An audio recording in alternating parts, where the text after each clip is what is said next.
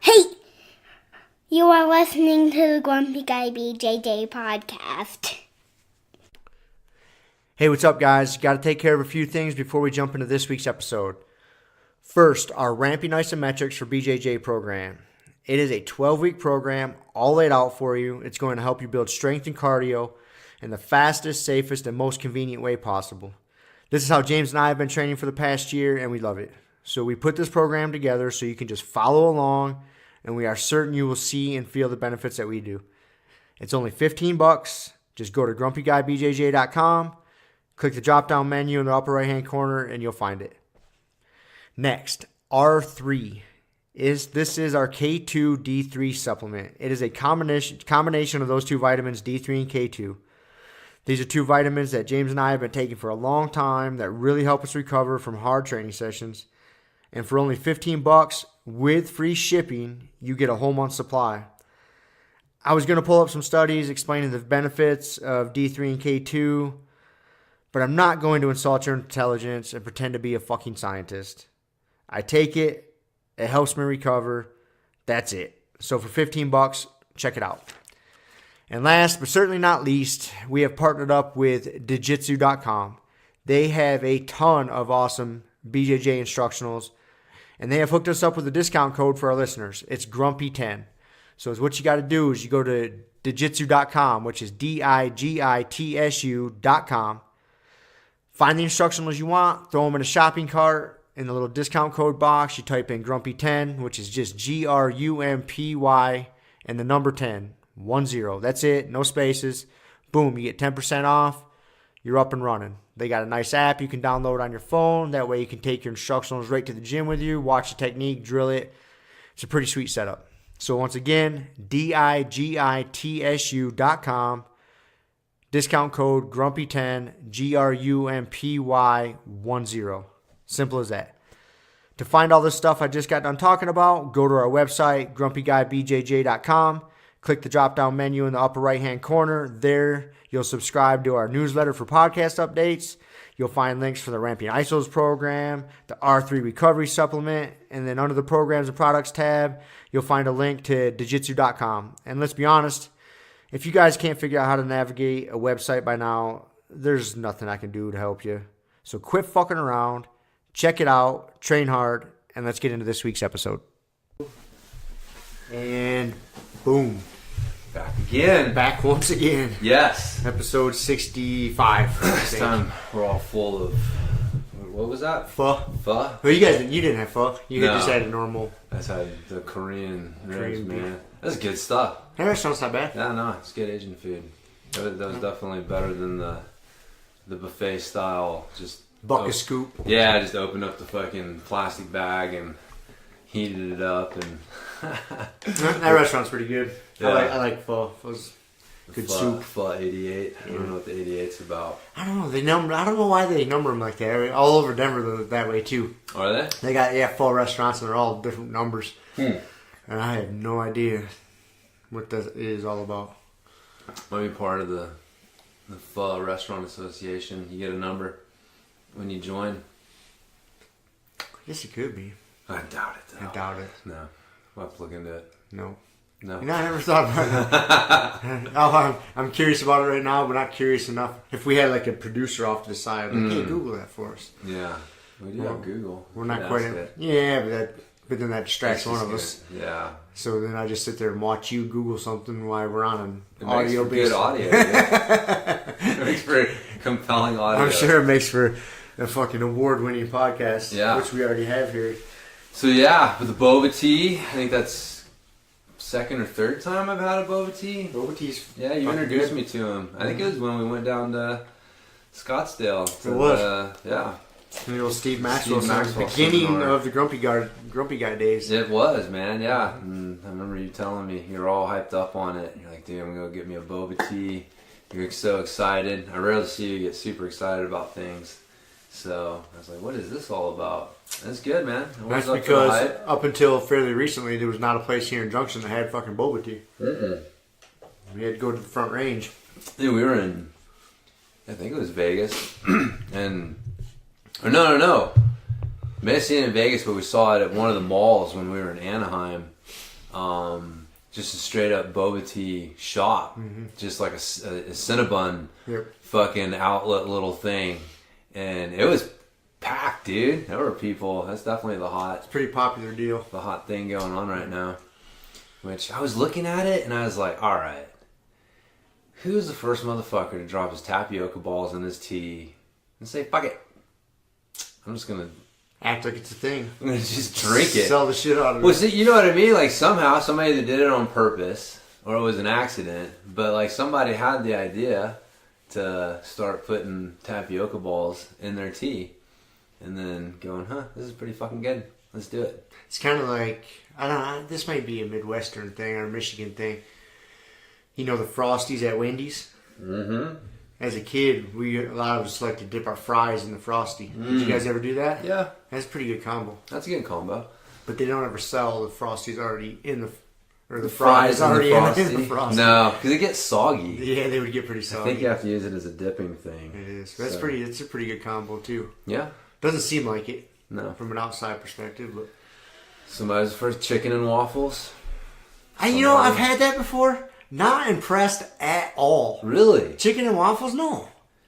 It is not a fucking great meal. And then I remember somebody raving about it. And I tried it down in Texas. I went to some restaurant and it's like, if you go here, get the chicken and waffles. It's like, all right, man. I'm in the southern part of the country here. I'll do some fucking chicken and waffles.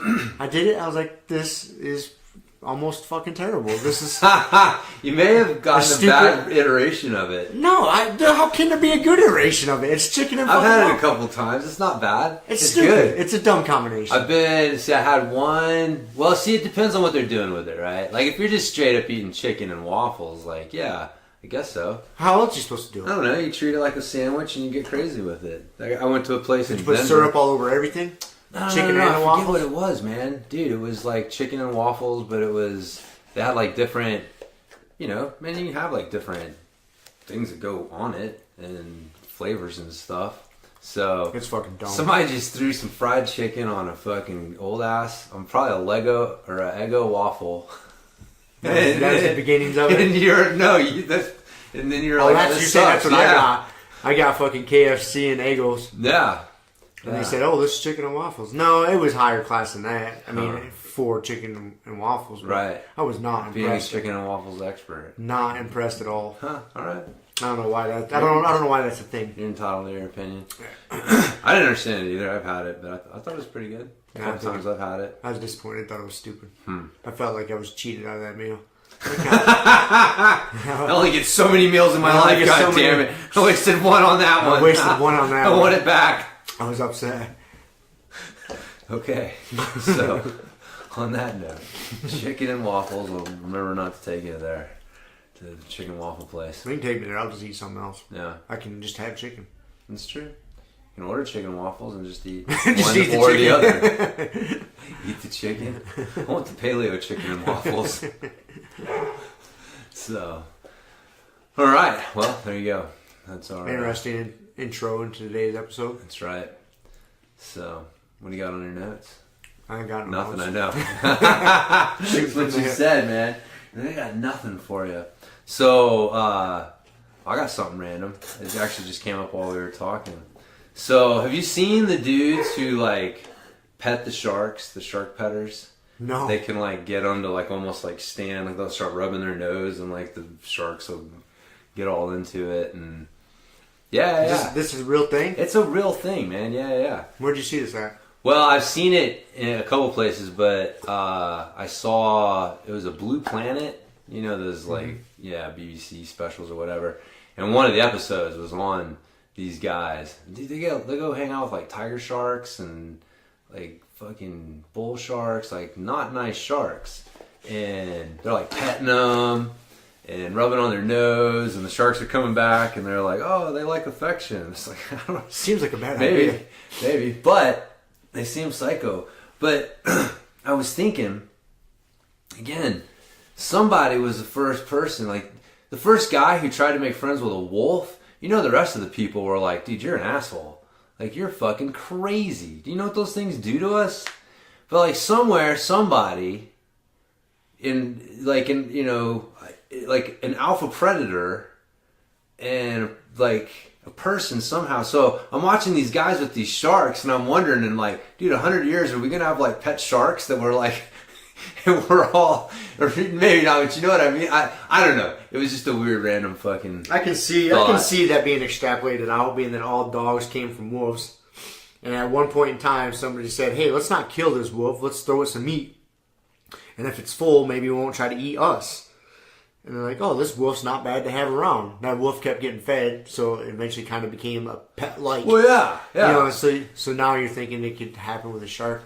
I think the barrier of they got to live in the ocean and we got to live on land kind of fucks that up. It does. Slows that evolution process down. Whether if we become like Aquaman. Yeah. Or sharks just start swimming up on shore, hanging out. Who knows, man? Some people they swim a lot. It's feasible. So, anyways, there you go. Kinda. Shark petters. Never heard of such a thing. No? Yeah, you should check it out. Never had that pop up on my YouTube feed. Yeah. We know what you have had pop up. Fucking open heart chakra surgery. What was the name of that video I sent you? Oh, yeah. Open heart chakra crystal surgery. It was crystal. There was the word crystal was in there. No. It was crystal surgery on the heart chakra to remove latent anger. Is what it was. Yeah. And I sent this to you saying, "Hey, Kevin needs this. Or this is going to be Kevin's next adventure. This is where we're going with it. He's going to start doing open heart crystal surgery. Yeah. Chakra surgery. Yeah. I told him he needs to look into the earth medicine wheel stuff. So it's kind of heading in that direction. I got in that shit for a bit. Earth medicine? Yeah, man. What's that? I don't even know what those two words together mean. That's like the Native American mysticism. So like, what's the medicine part of it? Like, what? Like, give me an example. Dude. Like my elbow's fucked up. What do I kind of do for? Oh no! It's not that kind of medicine wheel. Oh. It's the pretend kind of medicine wheel. It's for your head. Oh, okay. Like guidance, spiritual guidance. Oh, yes. Okay. Head.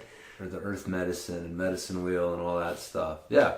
I honestly have never heard of it. I've heard a lot of weird shit. I've never heard of the medicine wheel. Really? No, honestly. Well, you knew. I mean, because it couldn't all just be like the Chinese and the Vikings and shit that had the. I know Native Americans had a bunch of shit like that. Yeah. So that's kind of the. Again, it's not the same as their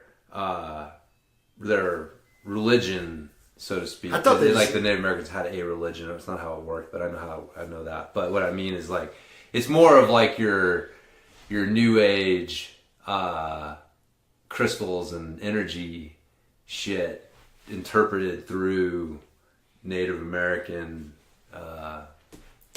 religious views and mythology and stuff like that. So I thought they just ate a lot of peyote and talked to the spirit world. Didn't they all? I mean, everybody had something they ate. Mm-hmm. I mean, the fucking Vikings. Did they eat mushrooms or something? Mushrooms, like a motherfucker. Yeah.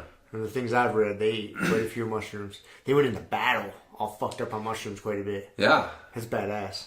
Well, dude, yeah. You think you're crazy.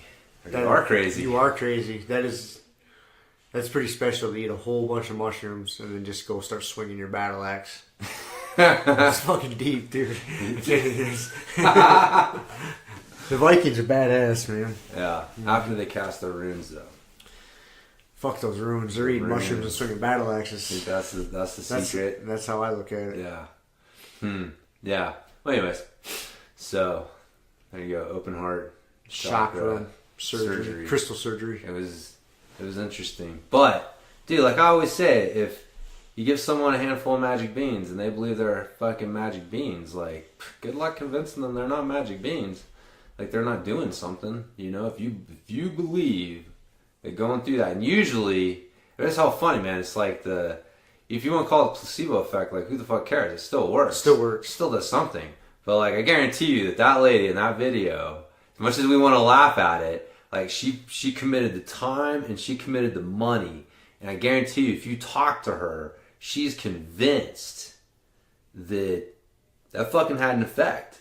And it did something. That's powerful. It is powerful. That's powerful. Yeah, we sit here and dog it, but no, there's benefit to all that kind of fucking shit. Whether, in my mind, I classified all that shit's the same as like organized religions. Any sort of, like, from Christianity to goddamn Scientology to Mormonism. To me, I think they're all kind of fucking ridiculous to believe in the letter of the word. I mean, I understand there's lessons behind there.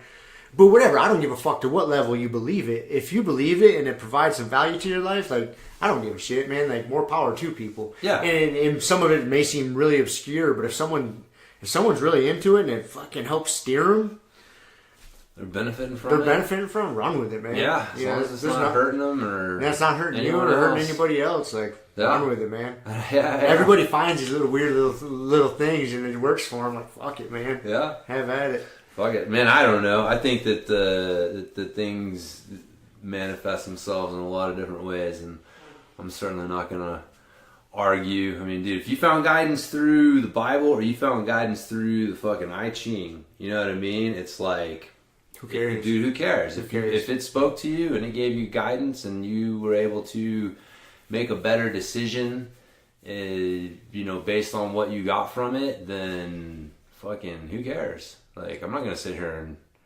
argue with you over it. I make fun of it. Exactly. I was gonna say, like, I may make fun of it, but I'm not gonna argue with you until you stop doing it. No. But then again, like I told Kevin last night, can't really pay attention to 3/4 of what I make fun of. I just like to make fun of shit to see people's reactions. Like, I realize that, like, half the stuff I say and do, like, it's not really a reflection of, like, my actual beliefs and values. It's more like, oh, I want to see if I can get a reaction out of somebody over this. And we do that all the time. We say atrocious shit that in no way reflects who we really are as people. We say terrible shit. And we do it just to get a rise, just to see if we can strike a little chord. 100%. And sometimes we do, or sometimes, like, I'll say something to you and you just look at me like, good try, but that was terrible. That was terrible. It was fucking swinging and miss, buddy. I know. Yep, that's how it goes, though, man. So, anyways, whatever fucking floats people's boats. So whatever twirls their turban. Yeah, it could be a magic 8-ball. Who knows? You never know. You never know. Ouija board. Wherever you find your direction, man. I'm not going to argue with you. So, what do I got? I got some notes here. All right, you want to know note number 1? I wrote down last night. Fitbit is not Tinder.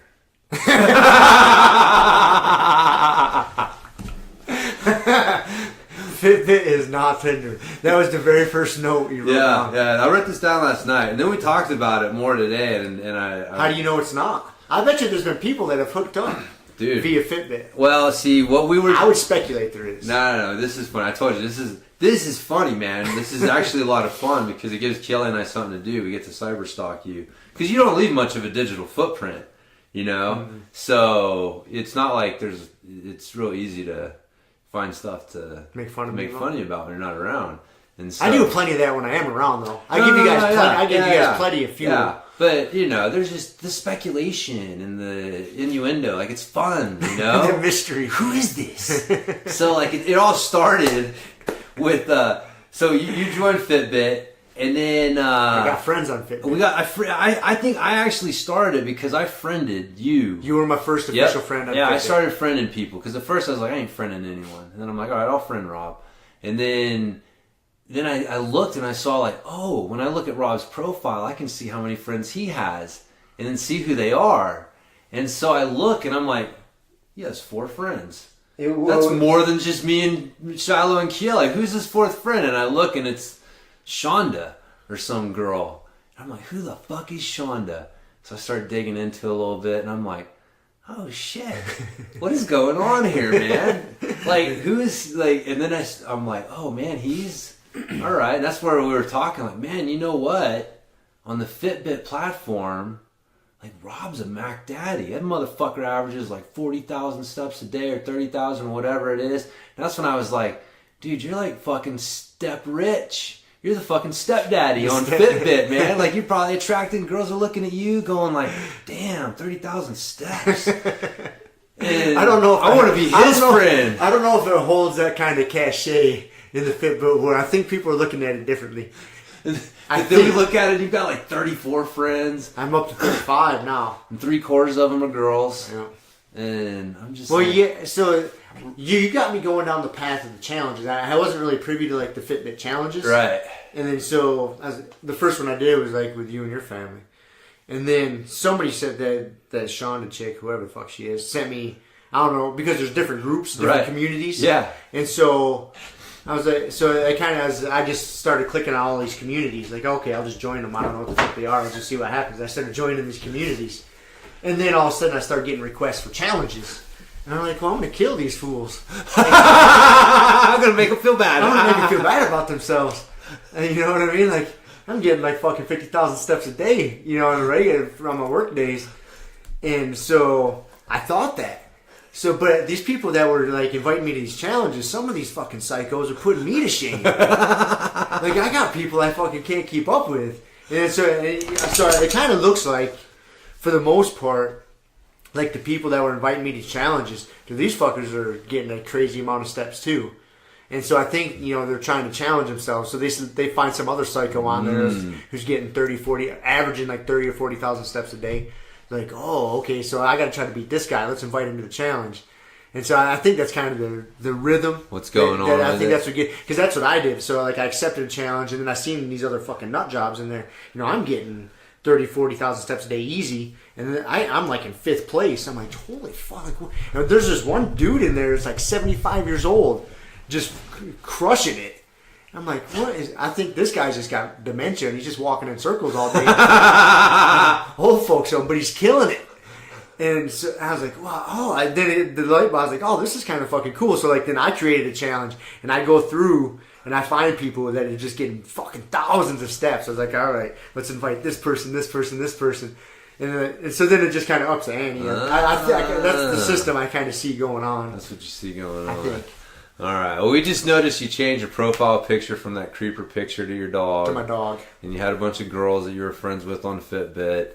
And we were like, they seem to be the ones... He's trying to turn this into Tinder. Nah, that was fairly unintentional. Because there's not like pictures. Fairly unintentional. No, there's pictures on some. Dude, I was stalking the fuck out of you and your friends. I wanted to become their friend just so I could start talking shit about you to them. I was going to friend all of them and just start messaging them like, dude, you know that Rob guy? Like, he's a creep, man. Like, watch out for him. He should. He lies about his step count. He lies, man. He puts it on his dog and makes his dog run on a treadmill. Doesn't feed his dog for days. Oh, I was ready. You should. You fucking should. Well, yeah. So after you guys named me the stepdaddy and said I was step rich, I went onto my profile and I put hashtag I'm the stepdaddy and I put hashtag the stepdaddy, hashtag I'm step rich, bitch. Yeah. So that's on my profile. Step rich, bitch. I'm step rich, bitch. Want to borrow some steps. So that's on my profile now too. Yes. We'll see if that adds more friends or scares them away. Yeah. And then maybe it'll thin the herd. Then we happen to have a friend who saw me on Tinder. Saw you on Tinder. Said she was. That happens. Yep. So she said it was a pretty amusing profile. I go through streaks of that. Like I'll have it for a while, and then I'll get bored and agitated with myself, and I'll delete it. Then I'll have it for a while, then I'll delete it. She said it was something like, "If you're one of those chicks who likes to sit at the bar and smoke cigarettes." I hate or something. I'm like, yes, that's the way to kick off a relationship. If you hate this shit, let's get together and hate it together. Mutual hate. Let's focus on that. We'll worry about the other stuff later. You know, speaking of that, there is an app out there, like a dating app or some sort, like a meetup app, based solely on like hating shit. Oh, really? Yeah. Dude, I forget what the name of it is. I came across it one day to where like you can go through and pick all the shit that really just annoys the fuck out of you, and it matches you up with people that are annoyed by the same fucking thing. It's kind of may not be a bad idea. May not be a bad idea. Yeah. Like, oh, you both get agitated by stupid fucking people. Huh. Yeah. Exactly. Stupid. You hate people? I hate people too. Hey, yes. People too. Yes. Let's get together and hate people together. It may not be bad. It may not be a bad idea. People may be going about this the wrong way. They're looking for shit they got in common. Right. Or like sexual attraction. It's like, hell no. No, we just need to hate the same shit. Start with something basic. Start with something basic. We hate stupid people. Yeah. It's a win. All right. It's a big win. We'll build on that. So, but anyways, and then the conversation degenerated to... I'm glad you guys are cyber stalking me. Combining Fitbit and Tinder into... Tinderfit. Tinderfit? That was Joe Funk's suggestion today. That's a good suggestion. I wish I was smart enough to like develop that. Tinder Fit. Yep. I think that's got something. I don't know where to start with it. Nah, I mean, and I think that's where because we told you too, like, we were gonna try and track down your profile, but we would have to create a profile, and then Keely starts getting all existential angst about, I don't know about creating a Tinder profile, like, is this gonna affect our marriage? And I'm like, I'm sitting right the fuck here. Like, You're not we're doing it to get robbed. This is a joke. It's like, I don't know. I'm afraid of what ads are going to get triggered in my news feed if I join Tinder. Would she feel better if you created one pretending to be a chick? Well, see, put some bullshit picture on there. Yeah, I guess so. You know, that's why I'm like, what do you don't even have to create a real thing. Like, you can just put a bullshit picture and a fucking email that doesn't really go anywhere. I mean, it's not like I've never done it. You don't even have to have an email. Okay, so see, I don't even know that. Yeah, so I'm like, so anyways, it was funny. And then I just made this offhanded comment about like, yeah, I see these ads. Or no, that's right. She was, or no, I forget how it went, but yeah, now she's weirded out because I told her that I sometimes see these ads for fitness singles or like Colorado fitness singles. And so now she's all like, worried shit. Well, it's not, I don't know. It's funny, man. She's hilarious. She was all mad this morning because it's sexist. Because she's like, well, I don't see these things. So obviously they're showing to you because you're a man. So they're sexist. They just think that like men want to cheat or something like that. Like, I'm like, oh my God. No. I don't know what they're just like, target this age group, males who show an interest in fitness. Go. And there's the ads. I mean, that's probably the depth of the targeting for those ads. Like I said, it's not on Facebook or like one of these things that it's just like the Google ad network or like, you know, on like random fucking apps or sites here, like every once in a while. So, I mean, it's not. And it doesn't take much, man. You just click on one thing and the next thing you know, you're getting ads for this. And a lot of times it'll be some fucking bullshit pop-up ad to where they hide the X to close it. And so if you can't quite hit on the X to close it or something, then you accidentally open it, and then that just spirals more fucking ads and shit. Like, oh yeah, but you learn too. Like, even if it's just like a little ad that pops up here or there, like everything you do on the internet is connected, some way or another. Man, they know where you're going. They know, yep. And you get targeted by different groups or whatever. Like It doesn't take much. You do one little thing here, there. I say you don't have to do anything. If you're just a fucking 35 to 50-year-old male, guess what? You're in a group, man. You may get targeted for something simply because you just happen to fall in that group. And so it's it's a weird fucking deal. I was actually reading something about some email marketing trends for this year, and one of the trends they said is like being less creepy, that consumers are starting to get creeped out by how targeted they are getting with the ads and all of this stuff, and that it's starting to turn them off, and that they'll actually do business with a company that's like less creepy. So that like super targeted ad where they're like, hey Rob, do you want this? You're like, what the fuck? How, what? You know, or it's just like, stuff like that is, people don't like it. No, dude, it freaks you out because it's happened to every one of us, to where you'll get an ad somewhere for something, and it wasn't even something you searched for.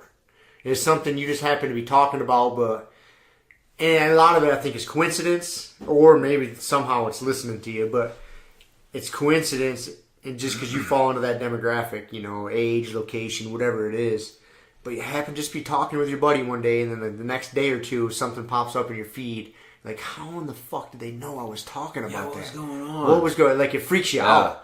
Well, they figured out, like, I forget what book it was, but they were talking about Target. Mm-hmm. And how, and this is years ago, like, now this is just normal everyday shit, and everyone knows it. But, like, back in the day when they were talking about, like, what they're doing is they're collecting all of your data, and then they're actually able to predict what you're going to want.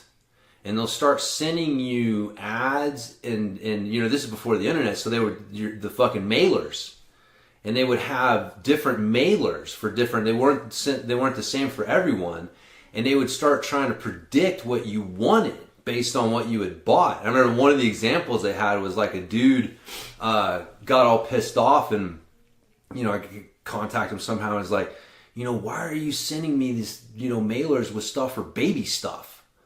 I'm like, I remember hearing this. Yeah. And it's like, I'm like a single father with a teenage daughter, and like, why you have all this baby stuff? And then like, come to find out, the daughter was pregnant, and like through some of the stuff she was buying, they predicted like, oh, you're pregnant, we're gonna start sending you baby stuff. And again, like that stuff became the norm, but it's gotten to the point where it's like shit like that's creepy, right? And it's like, all right, consumers are starting to get a little fucking tired of it, but it's But anyway. It's the trend, man. Yeah. I mean, it all started... I think it really started being real prevalent when they started having, like, everybody started doing the cards. Not credit cards, but, like, your city market value card. Uh-huh. To where you can be a regular shopper. You scan it and you get discounts. Oh, yeah. Well, that's all just tracking purposes. That's why they're doing it. Right. They'll knock a little bit of price off shit here or there, send you some coupons, but they want to see your what's trending and who's purchasing what. Right. And so then they can target. And then that's all that shit ever was. Yeah. When people first started doing it, though, like the general public didn't realize that. I know I didn't. I was like, oh, you sign up for this, you give them your goddamn email and your phone number, and you get discounts on shit. I never thought past that. Yeah. Like, oh, they just want to track purchases. Well, I remember, I read that book, and I started looking around and seeing like, oh, fuck, seeing all these things. And then, dude, again, Target, those guys they're like the head of a bunch of this shit. They got their cartwheel thing now. I think I may have mentioned this before. Like, this is where they have special coupons and discounts that they don't advertise. So you have to scan everything in your cart before you check out, and it'll let you know if you've got any discounts. But here's the thing. You end up scanning shit that you don't necessarily plan on buying, but you're looking to see if there's a discount on it at the moment. So now, not only are they able to track the shit that you actually buy, they're able to start tracking the shit that you're just thinking of buying. Slightly interested. You're doing it. You're scanning it for them. Mm-hmm. You are adding it to their database gladly, like smiling, like, yes, do I get a discount? And you get the little ding, like, yeah, I save fucking money. I didn't really need it. Oh, but I get a discount. Or whatever. Yeah. You're just, like, oh, I kind of need this, but yeah, exactly. Yep. And so it encourages that. That's great. But like I saw it and I'm like, oh, I know exactly what they're doing. They've found a way to get people to start tracking shit for them that they wouldn't even necessarily buy. Because how would they have, like, until you run it through the register, they had no idea what you actually were holding in your hands. And so now it's fucking brilliant. It's really brilliant. Yeah, it is really brilliant. So it is, and people are happy to do it because you get a little discount. Makes your life a little bit easier. You give them some data. Yep, save a little bit of money. Just give up a little more of your privacy. Some of the shit is interesting, I mean, we've talked about it before. Half the reason I go to Facebook or Instagram is I just want to see the ads that I'm being targeted with, all those Colorado Fitness single ads. I want to know why I've never seen that. I have never seen like a fit single ad ever. Not that I recall. I mean, granted, I'm not on like social media platforms besides Tinder Fit, but yeah, I mean I don't, and that's why that's the weird thing. Like, if I really had to say, like, where did I see it? I'm curious. I think it was like an app that I had. I saw, like, or I don't know. I can't even fucking tell you where I saw it. It wasn't a regular ad, but yeah, it's not it. But the ads, that's where I saw the Angles 90. So targeted. I just did some deadlifts for the Angles 90 out in the garage. Yeah, man. Those are pretty sweet. You're a fan of them, though. Man. Yeah. I mean, those handles are doing the deadlifts with those things. To me, like, nice. that's the fucking best way. You get the best of both worlds. That's what I said in the last episode. You got the straight bar, so you have to do a good hinge, but you get the good hand position, so it's easier on your body. So, dude, I've been cranking out the fucking deadlifts. I've been doing 10 sets of 3, and I've been doing that for several weeks now. How many days a week you do that? Like one day. Yeah, dude. So it's 10 sets of 3. Like how difficult are those 3? Not super difficult. I'd say like probably the hardest set is like maybe approaching an 8. Mm-hmm. And so I've gotten up to like 205. I'm doing like 205, and which is, I don't do a lot of deadlifting, because when I do a lot of deadlifting, I tend to start hurting. Like, things just start to hurt, especially like my hips and my low back a little bit. Like, just, it doesn't matter. Like, dude, my deadlift form is good, But I realized doing with those handles that it's like, it's just the nature of the barbell deadlift. Like, it's just not a natural good position to have your hands trying to hold a bar in front of you like that. Like, it's just, we're not structurally made to do that. And so you're gonna just, man, yeah. I mean, I can tell, you can feel the difference. Like, you're like, it's nice. I like it. Yeah, all the weight's going through your bones instead of like in front of you, and you're trying to like hold it in front of you. So, and it keeps the weight, like, again, like 205 with those handles, because you're not holding the bar, like it's a little unsteady, slightly unsteady. Yeah, you got to hold a little bit. So it's probably like, like 225 or so with just the bar itself. But so I like it, and I'm gonna keep doing them. I think deadlifts are good exercise, man. It's good old fashioned fucking deadlifts. They are. I think we've overcomplicated a lot of stuff. I think the functional fitness pendulum needs to start swinging back. I think it will a little bit. Hey, I actually heard somebody talking about that, kind of the same mindset we have on that. It was like the functional fitness thing kind of got too far. Yeah, they said it went too far. And, just like where we stand on it. Like if you're in jiu-jitsu or in a sport, that is your functional fitness, depending on your sport. But right, a lot of sport. I mean, there's a lot of function going on in a sport, so your training doesn't necessarily need to be quote unquote functional. Right. I mean, to a certain extent, yes, but it doesn't need to be all crazy functional and poo-poo, just barbell squats, barbell deadlifts, overhead presses. Yeah. Just some standard shit, just stronger good. And putting on some fucking muscle. Yep. Like those things have value. They have a lot of value. Still, like just, it's, I've that's funny. One of the guys, there's a guy on Instagram that I follow, and he's actually pretty. His handle's like Fat Man to Batman, and his thing is he's a pretty overweight dude, and he's just really decided, like, Batman's his inspiration, which everybody loves Batman because he's fucking he's like the only hero who's one of us, basically, right? Like, he just trained himself. He's got no superpowers. And so he's like I said, man, the guy's doing a lot of fucking good work. But I will say that sometimes I'm watching what he's doing, and I'll see something that he did for the day, and I'm a little bit like, man, you just needed to move. You just need to do some fucking basic, move some weight exercises, and some of this like mace flow stuff, and body weight flow and functional movement stuff. It's like those aren't the big rocks, man. Like, that's not what's really gonna fucking move your needle. And so yeah, I think that it's definitely room for both. But I think the real take-home message is that the gym shouldn't be the only thing you do anyways. You know what I mean? Like, the problem is we looked at bodybuilders, and it was like, oh, well, all they do is bodybuild. They live in the gym and bodybuild. Like, they're not functional. So you know what we're going to do? We're going to create functional people in the gym. Because that was the thing. It was like CrossFit. Like, we see it all the time. You find people who are great at CrossFit, but they're not necessarily, like, I wouldn't call them athletic. They're not necessarily able to handle a variety, of movement challenges, because they don't do stuff outside of CrossFit. CrossFit's their sport. That is become their sport. Yeah. And so, what we did is, in my mind though, they're still zoo humans. Like, can you drop them off in the middle of the woods and say, fucking home is 10 miles that way, and are you going to be able to run, climb, crawl, do all the things that you need to do to get there? And you run across a lot of people who are, functionally fit, but they don't possess some of those basic skills, or grapple, or fucking, some basic martial skills.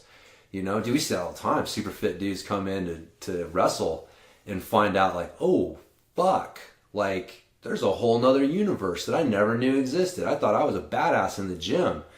So, like, I think the take-home message, like, that was the thing, the pendulum, like, get the fuck out of the gym, man. Like, stop trying to create athletes in the gym. Like, that's not it. Like, athletes do their fucking sport, and then the gym supplements that kind of a thing. And so that's where it gets lost a lot in my mind, is like a lot of people don't have a reason to get fit. They're getting fit just to get Just fit. get fit. Yeah. And that's where they lose motivation because at some point in time they kind of realize it. Right. Because they don't have any other activity they're getting fit for. Well, that's why CrossFit turned into a sport, right, man. Because even though it was like the pendulum swung in the other way of like, hey, we're going to get away from bodybuilding towards functional fitness, like, if you don't have a reason that you're doing that, it's hard to keep doing it. Well, hey, here's a reason to keep doing it. It's a sport now. And you can compete and compare yourself. And that's how you keep people motivated. Because it is. If all you're doing is working out to work out, it's a tough thing to do. But I think that getting out of the gym is really the message. But the functional fitness pendulum, it's about time it starts swinging back a little bit. I hope it does. Yeah. Just because I think people will see the benefits or the mistakes they're making, and it'll come back. And I don't know, and I kind of see this is me being wishful thinking too. And I started thinking about this with the Fitbit shit and just the walking, and I was thinking about like my parents, they're getting older, and like most like the medical advice that you'll hear doctors and shit give to people as far as exercise go, it's always like just go out and walk, do something, which isn't bad. But that is so like entry level, basic human movement. You know what I mean? Like, yeah, if you get a Fitbit and you realize you're only walking 2,000 steps a day, yeah, you need to get out and fucking move some more. Yeah, like, that's not very much. No. But I got high hopes that eventually, because I know there's doctors like this out there that understand the benefit of resistance training and building muscle. We've talked about it before. As you get older, you lose muscle mass, and that shit is important. You got to keep your muscle mass, and man, having more muscle helps your metabolism. Like, and you're gonna lose weight. Just because you have more muscle mass, just sitting here, you're gonna burn more calories than if you're fucking fatter. Just the way the body works. Yeah. And man, it's so important. Just basic resistance training. You don't have to be all complicated with it. And if you could just teach people those basic, movements, and a barbell. I mean, they're basic, but they take some practice. But with a good trainer, teach somebody to barbell squat and deadlift and overhead press and bench press and shit like that. Like, it'd be so beneficial for anybody, like any person that's physically adapt or not. Like a couch potato, some old 60-year-old lady that doesn't do anything. Resistance training would be fucking so beneficial. Yeah. And I think that's a hard message to get to people, though, too, just because lifting weights has a bad rap, I guess. Yeah, it's intimidating. And there is a, barrier to entry. There's some skill, because you can get hurt if you don't know what the fuck you're doing. Yeah. But that's where good, there's a lot of good personal trainers out there. There's a lot of shitty ones, but there's a lot of good ones. Yeah. And they're all over at, you go to a Gold's or whatever it is, and get a membership. There's fucking tons of personal trainers running around there looking for clients. Yep. That can teach, take somebody and teach them. You get out of the group fitness bullshit that isn't teaching you anything. Just get them into like some one-on-one sessions. Like, here's some good basic exercises. Here's how you do them. Oh, you can't quite do them yet? Okay, we'll step you up to them. And man, I think that would be so just beneficial for everybody. But I'm optimistic things will go that way. Yeah.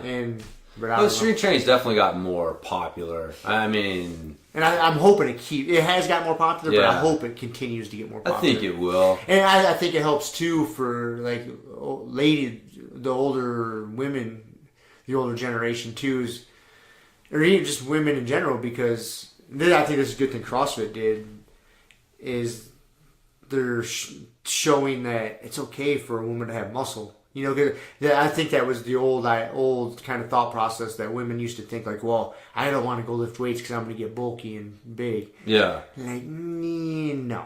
That's not the fucking case. Yeah. You see some of those hardcore CrossFit chicks, yeah, they get jacked. And the real top level ones, yeah. But you know what it takes, the kind of work it takes to get to that? Yeah. Like, no one. And most of those girls still look pretty feminine.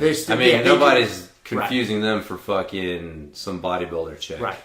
So, yeah. But even for them to get like that, even if a woman doesn't like to be quite that muscular, you're not going to get that muscular without a fuck ton of work. Just some genetics. Yeah. Yeah. And maybe a little, Mexican supplements. A little sauce. I'm not saying, but just doing some regular strength training, like you don't ever have to worry about, I'm gonna get too big and bulky. Like, that's not gonna happen. No, that was straight. That was the bodybuilders who kind of ruined that. But I mean, it's.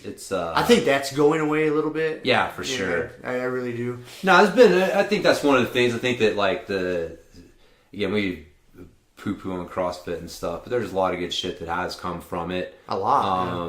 And I think one of the good things is like, like Kiela gets asked all the time, like, are you one of those CrossFit chicks? And, like there's a look that, the muscular, sexy female, it's a look that CrossFit has helped popularize and make acceptable and shown people like, no.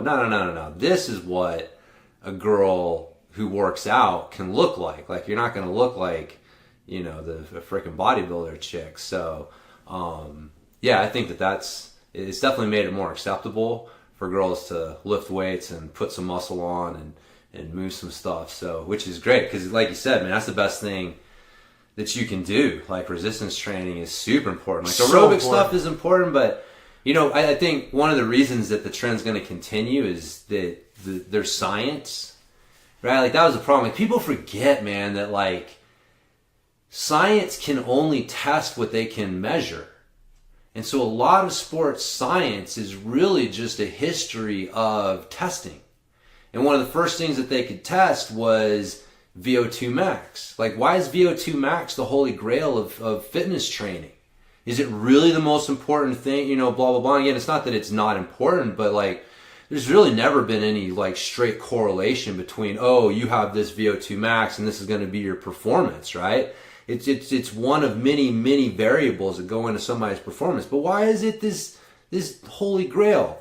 This is the first thing they ever got to measure. It's the first thing that sports science really got to test was your VO2 max. And so every test was VO2 max. Well, if everything coming out of science is VO2 max, well, what's the message to the public? What's VO2 max? It must be really fucking important, right? Maybe. Or maybe it's just all they can test at the moment. And that's like one of the reasons that strength training took so long to get going, is they couldn't test strength training the same way that they could test with the same ease and stuff that they could with aerobic training. And so that's why so much of sports science was studying aerobic training. Again, it wasn't that it was most important or best, it was just what they can study. Hey, if you're a scientist and you got to study something and you got to write papers, well, guess what you're going to study? You're going to study what you can study, right? And so, but now that they've got these ways, these better methods of, studying strength training, and you're seeing more and more people studying strength training, and the studies coming out supporting strength training for all of these different groups, well, now the message to the public is a little clear that it's like, this strength training thing must be important because science is talking about it. But so I think that's why the trend will continue, but that's why where it was. That's why you also got to be careful with like, okay, sports science is great, but it's fairly limited. It is limited, man. It's getting better, obviously. Yeah. And I think at one point they told us lactic acid caused fatigue. You know what I mean? Like, we all thought that. So, but anyway, sorry. No. And I think part of the problem too is, one, it was the measuring thing. Like, if this is what they can measure, that must mean it's super important. Let's do that. I think too, coming from like the medical advice side of it, and the Sue Happy culture that we are as a whole, it's a lot safer for doctors to suggest, hey, go for a walk or get on a treadmill or an exercise bike, because the chance of someone getting hurt there is way less than someone getting hurt trying to learn how to fucking barbell squat. Yeah. And so I think that's what's got us to this point is, just go do cardio. That's why you see all these old ladies at the gym fucking, in spin classes or on some goddamn elliptical machine. Yeah. Which isn't bad. At least they're doing something. But here's the drawback, right? Like, so, okay, if you're, how do I put it? Like, so there's levels of unfitness, right? Mm-hmm. And I would say that if somebody was reasonably fit but it never worked out again, that their odds of getting hurt trying to learn to strength train are a lot less, right? Mm-hmm. Like, somebody who weighs 250 pounds and is really like overweight, they have a much higher chance. Like they don't move well, their mobility is really limited. So for them, like just getting moving and walking and doing some of that aerobic stuff is important. And, but I think that, and then as they get fitter, and you reach a certain point, well, it's like, okay, now strength training is not, like, this is more important for you. Like, you're not going to continue to see progress doing just this. You're going to have to do strength training at a certain point. This is where you should have started. Okay, like, you know what I mean? Like, you were so fucked up that we had to get you to normal before we could start this process. The way that we get you to normal is through this, just getting you to move more. Getting you to move more. But the problem is that we take away one of the greatest stimuluses for the body to lose weight, which is impact. And again, it's just double, okay, people hurt, find what they can do, but, people being on the elliptical, people being on, spin bikes and exercise bikes, one of the reasons that they love it is because, like, oh, it takes away the impact. But it's like, yeah, but if your body doesn't suffer that impact, then your body's not really fucking super motivated to lose the weight. Like, that's one of the things with body weight exercises is that your body starts to recognize, like, hey, one of the easiest ways to make this easier, be lighter. Be lighter. Exactly. It's a signal to your body to start fucking being lighter, because what you're doing is it recognizes the way to solve this problem is to be lighter. But if you're just doing aerobics, and again, this is where the problem is, like VO2 max and the cardio system, we're separating that from the organism, right? And we're saying, well, if you do cardio exercise and you're going to burn this many calories and you're going to burn this much fat and therefore you're going to like lose fat. But it's like, it's not how the human body totally works. Like, we're kind of discussing this the other day about calories in, calories out. It's like, yeah, no, it does work, but there's more to it than that. Because if you're not giving your body the right stimulus, then it's still not going to respond correctly. And I think that that's one of the fucking issues, man, is people need to walk. Like, actually walk. Not on a treadmill, not on a fucking elliptical, like outside. Not on a bike. Get outside and walk. And your body will be stimulated to lose weight because it will recognize walking, recognize that you can't fucking do it, and it will know how to fix it because your body was made to walk and knows how to fix that fucking problem, right? But you're not giving it the right stimulus. You're trying to hack it with like fucking blah, blah, blah bullshit. And the other thing... you get fired up. Fired up, man. The other thing is those recommendations that you're talking about, here's the thing. They know that, like, those recommendations that they say, like, exercise this much, is, walking or gardening for half an hour and blah, blah, blah, this many times a week. They know if you add up the calories that you burn doing what the government recommends, it's not enough calories to stimulate weight loss. They know it. They know it. But the rationale is that if they told people what they really needed to do, it would intimidate them. And so they wouldn't even try. And so if we sugarcoat it and basically lie to them about what they need to do, it'll at least get them to start going. And then hopefully that will motivate them to actually progress to doing enough to see results. It's fucking horseshit. It's not how, you know what I mean? And then people do it, and that's why you see these fucking commercials. When diet and exercise don't work for you, it's like, well, no, I just did what the fucking government told me to do. I garden for half an hour 3 days a week, and guess what? I'm still a fat ass. I need a fucking pill. And it's just like, Jesus Christ, like the government is literally lying to people about what they need to do to be healthy because they feel that the truth is too much for people. It's mind-boggling to me. And it's like, it's so frustrating because like people try and they think that they're doing what they're supposed to do, right? And then they don't see the results, and then they think like there's something wrong with me and now I need a pill, and it all just fucking feeds the system, man. It's fucking wild. So there you go. And it's maddening. It's maddening. It is, because you see people that you love and care about stuck in that cycle. And I know you and I are, we've talked about this before, we're in the same place with different relatives or, friends of the family. And, the closer you are to somebody, the less chance of them taking your advice is, you know, they're not going to listen to you because Yeah. you're just there's whoever to them, you know, brother, son, cousin, whatever. You're not that important. You're not some big shot, and and you see them stuck in that vicious cycle, and then they're looking for that easy answer, like, oh, I did what the doctor told me. Well, what? And then you find out, well, what did the doctor tell you? And then you hear what the doctor told them. You're like, what? Yeah. Fucking what? That wasn't gonna work. Yeah, like I've had this conversation with family members before, like, and I've tried to explain to them, like, you know, the doctor had given this family member of mine some just horrible nutritional advice. And I was like, do you understand, like, your average, like, family practitioner in all the years of school, they get like 8 hours of nutrition advice or education? 8 hours and all, that's it. Like, they're not nutrition fucking experts, man. Yeah. By any stretch of the imagination, unless they pursued extra training. But because it was a doctor that told my family member this, and I'm telling them something completely contradicted, like, they are not going to listen to me. Yeah. And I could see it. Like, I'm not going to win this because I don't have a fucking PhD next to my name. Yeah. And it's just like, ugh, it's so disheartening. Like, all right. It is. And there's nothing you can do. No, I mean, it's cliche, but like the thing is, we don't have a healthcare system. We got a sick care system. Yep. And that's the thing. Like our medical professionals are not educated and equipped to really help keep people healthy. They are very good at taking care of you when something goes wrong and you're sick. But yeah, trying to keep you from getting sick in the first place.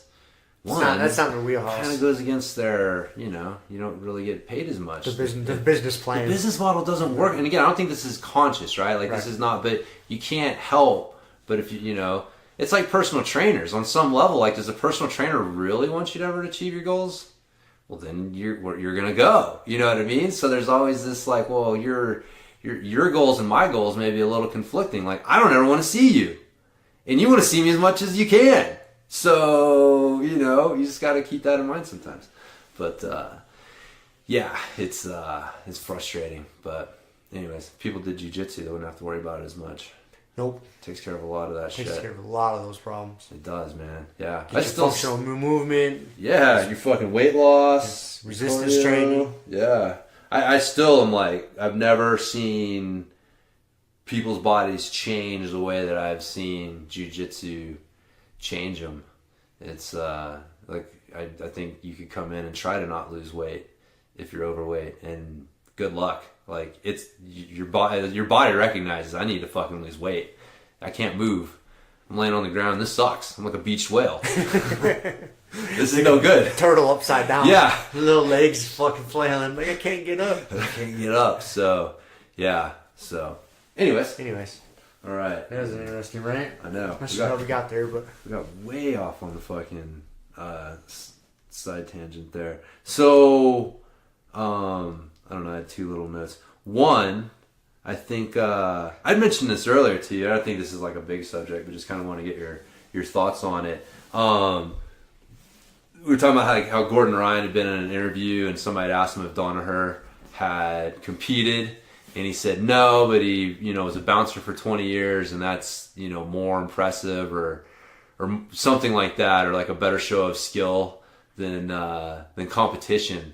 And so, anyways, obviously caused a little stir in the jiu-jitsu community, but it was kind of interesting. Like, he went a little. I read a little bit, and he went a little further, and he had some interesting points. Like I said, just, you know, we talked about. I want to get your thoughts on it, but he was saying that, you know, when you're bouncing, obviously, there's no points. You're really having to deal with aggressive people that want to do you harm, and that you do actually have to apply submissions to the point of breaking or choking someone out, and that means that your technique and your angles and all your shit need to be spot on, and that, you know, there's people who compete whose, you know, technique may not necessarily be the best, but because, you know, people tap, you know, like they may not necessarily be, hey, my arm's straight and I'm going to tap. Now, could they have actually finished and fucking snapped the arm? who knows? But anyways, I don't know. It was like some interesting points, but I don't know. What was your? I can see. I agree with what you just said there. That someone coming from a pure sport, experience or background, someone might tap early. And to say they didn't tap, say there wasn't no tap out, say you had to break that guy's arm. There's probably a lot of times in positions to where you probably couldn't. Like you get a tap from somebody, but like if they weren't to tap and you were just to keep putting heat on it, are you going to be able to break it? You're not, And so being put in real life situations like a bouncer or a cop or something. I mean, it's all beneficial. Yeah, in the end game, whether it's more or less beneficial, I guess it all depends on what side of the coin you want to argue. Yeah, I don't think it's necessarily more. I think it's just different. It's different. It has benefits. Yeah, for sure. I guess that's what I can think about it. There is benefits to it. It's life experience. Right. It's good life, real world combat experience to a certain extent. And now he's in a coaching gig to where he's teaching people how to be professional stranglers. It's beneficial. Yeah. But I don't think that's what makes Danaher a great coach. I mean, I've never been coached by him, but obviously he's producing some fucking killers, and he's a smart dude. And I think that's what makes him a coach is just his mind, his analytical, personality, his brain, right? And everything he's done up to this point in his life, it all plays a role. But I think, say he wasn't a bouncer, say he went from, because I think he played rugby and that's where he got fucked up. That's why he's got leg problems or something, knee problems or hip problems, whatever it is. Like if he went from playing rugby to a wrestling or a competitive jiu-jitsu. Like even if he went that path, he would probably still end up kind of in the same spot he is now, being a good coach. Yeah. But being that wasn't like a viable path for him at this point in time, he chose to be a bouncer while he was going through college or whatever. Yeah. That was just the path he chose. I honestly think competitive path or bouncer path, they would have both put him back. Yeah. To what he's doing now. You know what I'm saying? Yeah. So. Yeah. No, I hear you. Yeah, I think it was too interesting as I was like listening to there's two kind of interesting things from that. One, like why it's interesting why we feel compelled. It's like, okay, what does it matter? Right. Like, is the guy's advice is he producing results? Is his advice solid? So then what the fuck does it matter? You know what I mean? Because there is almost this like, that's kind of the insinuation when you ask like, well, did he ever compete? Which is like, well, somehow the fact that he never competed and he never won like a title or anything like that somehow diminishes what he's saying because he doesn't have that title. And so Gordon, feels compelled to have to defend and justify saying like, well, no, but he did this other thing, which gave him the experience, which should make his advice elevated, and so on. It's just kind of interesting. It's like, who the fuck cares? Who cares? Yeah, I remember like Greg Jackson, like back in the day, it was like, what'd that dude do? Nothing. Who the fuck cares? He's producing fucking killers. Like, no one fucking cares. So I think that's, just kind of an interesting deal. But two, like the more I kind of thought about it, because I remember Rolly like telling me, they're like, dude, you got to go after submissions. Like, you're going to fucking break it. Mm-hmm. And if you're not, then you may as well just leave your money at home. Like, you're just wasting your money because there's motherfuckers out there that won't tap until you break it. Especially, we've talked about that before, especially at high-level tournaments. Yeah. Yeah, like dude, when I go to a tournament, man, like, and I slap a submission on somebody, like, I fully intend on breaking that fucking limb. 100% heat. I'm trying to break it. Like, and you better tap. That's on you. It's the ref's going to stop or you're going to tap. I'll say some people get that. Like, that's something that I've learned more as I've competed. Mm-hmm. And I think that's something actually competition has kind of like taught me, is that mindset. Like, there's definitely a difference between putting a fucking submission on when I'm doing open mat and when I'm in competition now. And there didn't used to be. It was all kind of the same thing. So I think that any really good competitor, especially at the high level, like, they're trying to fucking break the shit. And I think almost all of them at some point have suffered and have inflicted a fucking serious injury on someone because, like, that's the intention. That's the intention. And it fucking went through. So I think, anyways. I've done it before in competition. Got a hold of somebody's arm in a Kimura and cranking the fuck out of it. And they're not tapping. Next thing you know, that shoulder gives and just like it turns the rubber and makes your stomach turn. I've done it to somebody's shoulder with a Kimura. I've done it in an arm bar. I've done it from an Americana. Yeah. The elbow just given.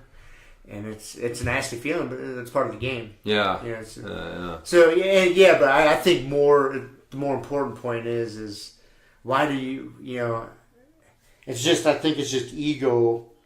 Someone trying to, whenever someone's successful, there's always haters, and they're trying to poke holes in his game. And Danaher's successful with what he's doing. He's obviously a great coach. And people are like, oh, there's got to be some flaws. Let's find some holes. Oh, he never competed. He doesn't have world titles. Who the fuck cares? Yeah. He's good at what he does. Most of the time, some of the greatest coaches weren't that great at what the sport they're coaching in. Yeah. They were good. They were, probably average or above average competitors. But look at all the great coaches in the world from any sport over. A lot of them were just average level players. I mean, they might have been high level, average level players, but they weren't Michael Jordan. They weren't the Michael Jordans. Yeah. Exactly. And a lot of the really good competitors aren't great coaches. Yeah.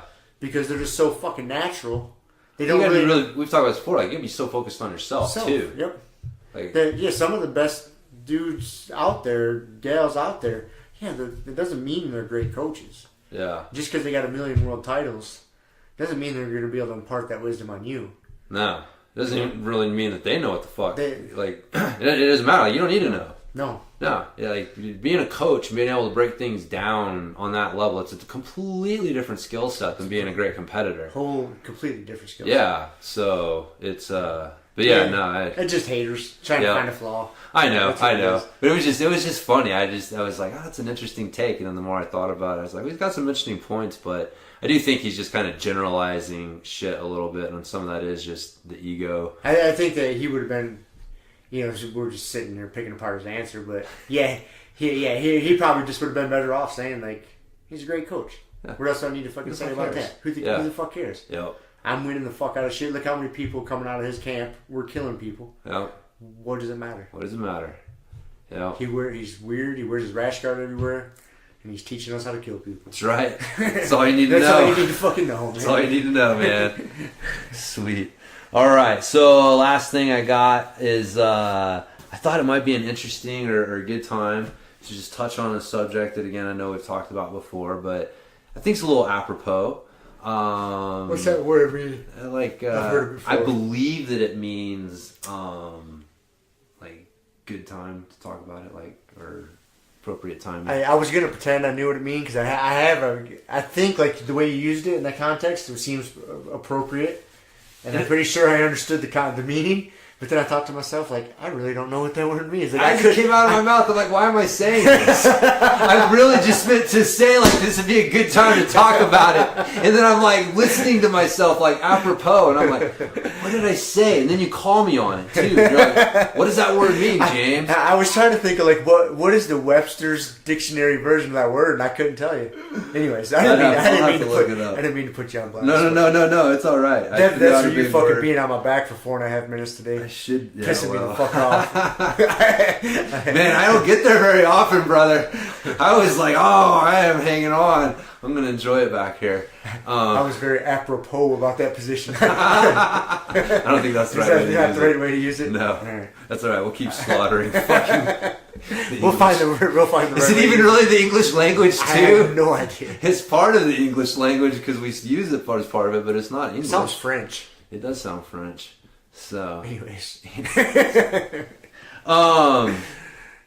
mindset behind how, as you go through your jiu-jitsu journey, your biggest strength can end up becoming your biggest weakness, and it's something that you have to figure out how to get past, or else it's really gonna fucking stunt your jiu-jitsu journey. And I feel like it's just looking back for me, because coming off of this year, I feel like spending all the time, like, because a couple things for me I know are strengths. Coming in, I'm strong, got good grips, my rigor mortis guard, and then I was getting really good with leg locks. And so I was listening a lot to you guys telling me, like, man, you gotta, relax and move and don't rely on the leg locks and stuff. But they were working for me, and they were my strengths, but eventually they started to kind of like hold me back a little bit. And I think, I don't know, man. Like I said, we've kind of talked about, but everybody comes into jiu-jitsu with some strengths, and they get you fucking pretty far. They get you going on white belt and then a blue belt. But if you don't figure out how to round things out and work it out, man, it can kind of hold you back. So yeah, I think it's worth talking about it every once in a while, because people forget. And I know we've talked about it on several occasions, but and that saying, that cliche saying, it's a cliche for a reason. Your biggest strength is usually your biggest weakness, because it will bring you to a grinding fucking halt in jiu-jitsu. If someone's abnormally strong or abnormally fast or abnormally flexible, whatever the fucking attribute is, and you'll find success with it. So it's hard to, find flaw in it, because you're like, oh, it worked here, it worked there, and yes, but in the long haul, it's not going to aid you growing in jiu-jitsu and becoming better at jiu-jitsu as a whole. It's not, because you're going to default to that all the time, and you're not going to grow and evolve. You're not going to learn new techniques, or when you get injured and you're going to have to work around that injury, it's going to be so fucking discouraging to you, and that's when you see people quit. Because let's say their attribute was being fast. Okay, let's just say that they were just quick, they were light on their feet. Well, they get a fucking injury, they lose some of that explosiveness, or they get older. Yeah. And you're not quite as quick as you once were. You got to find another route, or if not, you're just gonna get discouraged and you might quit. And even though you might finally come to that realization, it's still there. You still default back to that. Yeah. And you got to fight that back. And it's not bad to go back to it once in a while to, resharpen that sword, but then you got to come back out of it. And that's just a constant through through jiu-jitsu, through your whole jiu-jitsu path, is embracing that strength, using it, sharpening it, and then getting away from it and growing.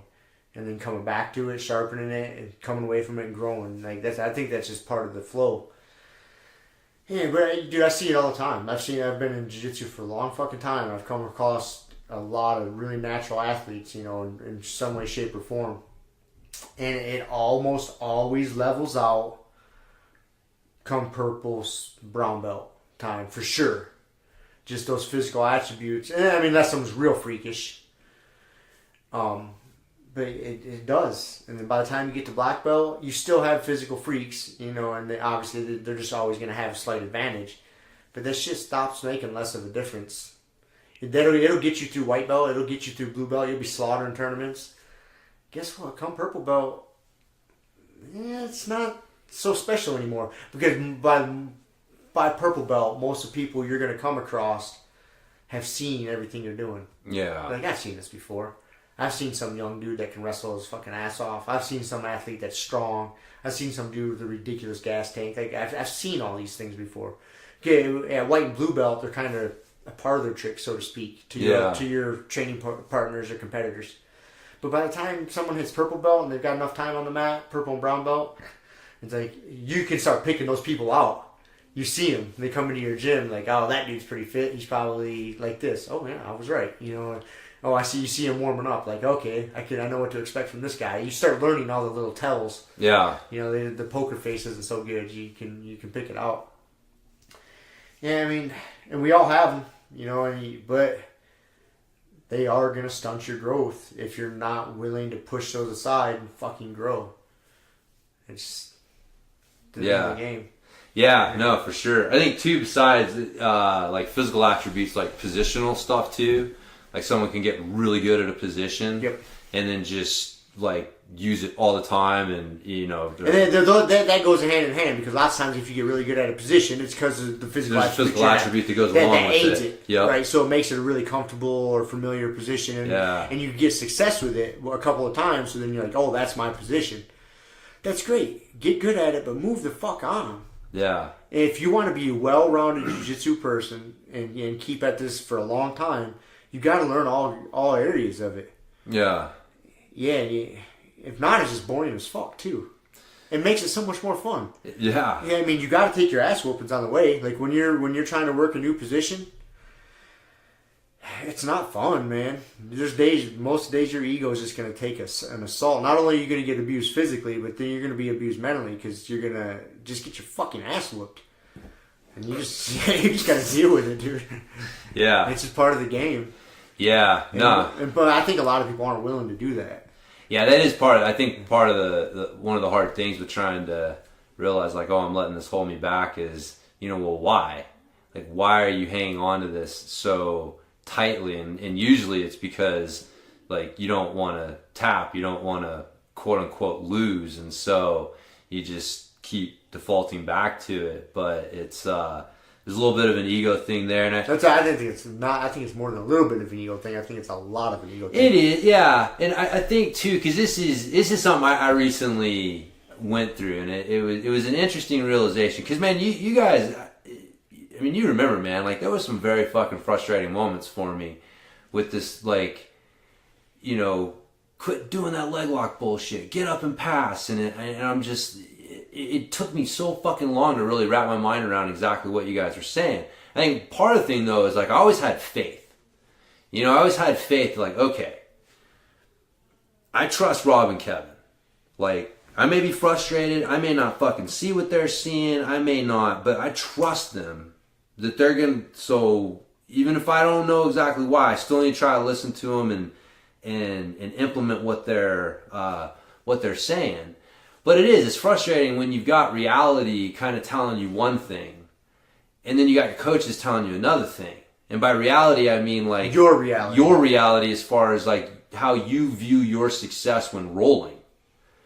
And so, for me, again, going back to the footlocks, it's like, I've got 2 wins in under 30 seconds in tournaments with footlocks. I mean, I've fucking tapped, you and Kevin and pretty much everybody in that fucking gym I've tapped to footlock. So, like, reality's telling me I'm pretty goddamn fucking good at those things. So why do my coaches keep telling me to stop doing it? Why do they keep fucking telling me to get stop that bullshit and work on this other stuff?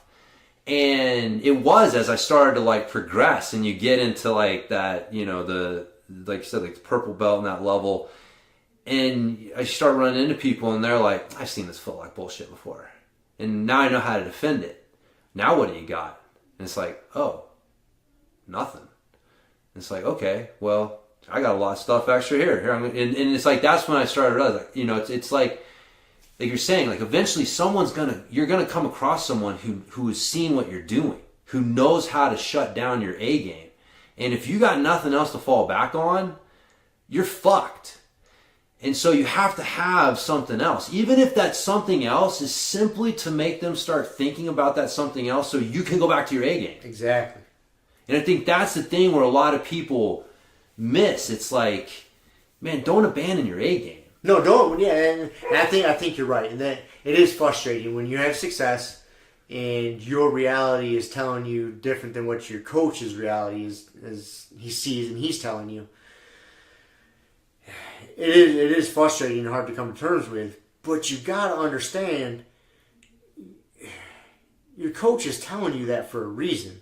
Your coach isn't telling you that because he wants to see you fail. Because he isn't seeing you do something and have success with it, and he thinks, oh, well, I'm going to tell them to do something else because they're going to get their fucking ass whooped. Right, I want to see them get their ass whooped. No, that's never the fucking case. I mean, I guess never. I never really thought about it, but putting it that way is kind of funny. It's like, well, yeah. I mean, unless your coach hates you, you don't know it. But I can say from my perspective, that's never the fucking case. I've had this with many people I've trained to where they're having a ton of success using some position or some attribute, and I tell them like, hey, just because you can do something doesn't mean you should always do it. Like, you're stunting your growth. Like, let's move on. Let's go to something. Work on a different area of your fucking game. Try this. And I always try to say, like, what you're doing isn't wrong or isn't bad, and you can funnel the match back to that, your A game or your A position. But if you don't ever play in these other positions and know how to route people back to your A position, like, you're never going to... Once you get taken out of that, you find someone that has a good defense to this, you're going to be a fish out of fucking water. And that's what a lot of it is. And I think what you said about having faith in... So, yeah, sometimes coaches are going to tell you something that you do not agree with. But if you've made it to purple belt with your coach, purple and brown belt with your coach, and you really trust them and respect them, even though you might not agree with them, sometimes you just got to, all right, fair enough. Yeah. I heard what you said. I'm going to fucking put it into practice. And that's it, and just run with it. But sometimes blind faith is fucking beautiful sometimes. Because there's sometimes... Coach said so. Because Coach said so. Why are you working on that? Coach said so. And then you fucking do it, and then one day it'll fucking work. And you're like, yeah. Oh. Yeah. Then you'll be like, oh, that's why he told me that. Oh, yeah. And dude, it might take 6 months. If the coach yelling at you, like, quit fucking doing that. What are you doing? Yeah. Stand up. Do this. I told you to fucking quit doing that. You've heard us. Oh, yeah. Kevin and I yell across the gym at people, like, what the fuck is that? No. Like, what are you doing over there? Why is that leg right there? God damn, how many times have I told you not to fucking do that? And yes, and it is, man. Sometimes you just have that blind faith and fucking run with it. And get fucked up. Get fucked up, man. And learn those lessons. Because your coach is telling you this good shit for a reason. Yeah. He's not telling you these things to be a dick. This goes back to our episode that Coach Doesn't Hate You. Right, yeah. I think we had an episode titled We did. Coach doesn't Hate You. Coach Doesn't Hate You. No, and we're not telling you things to make ourselves feel better. We're telling you things because we're seeing the flaws in it. Probably because we've made those goddamn mistakes. We've seen it. Like, okay, he's getting pretty... he or she's getting pretty good with this. Oh, and she's always going to. Every time I look over in the training room, I see him in this position. Like, God damn it. Fucking move on. Work some other stuff. Yeah. Like, it's more fun. It is more fun. When you can get more comfortable in other positions, it's more fun. I think so. Dude, and man, like I say, and again, I think a lot of this comes into play about that purple belt level. Like, man, like, you have training partners that are really good in one position, let them put you in that position.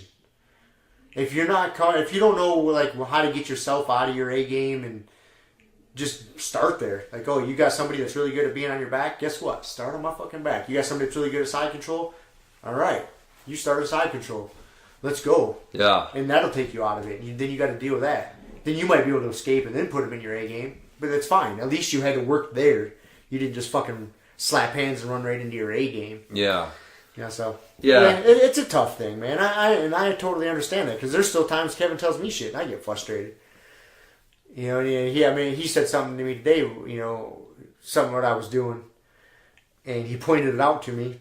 I didn't really realize I was doing it, and my first initial reaction, I was about to argue with him, like justify why I was doing it, and I stopped myself. I was like, all right, I'll pay attention to that, and just kept wrestling. Yeah. And sometimes it stings a little bit because he'll tell you to do something. Like you said, I'm not above it. When Coach tells me something, he sees something I'm doing that I don't realize, and he tells me I'm doing it, and it's like, fucking hurt a little bit.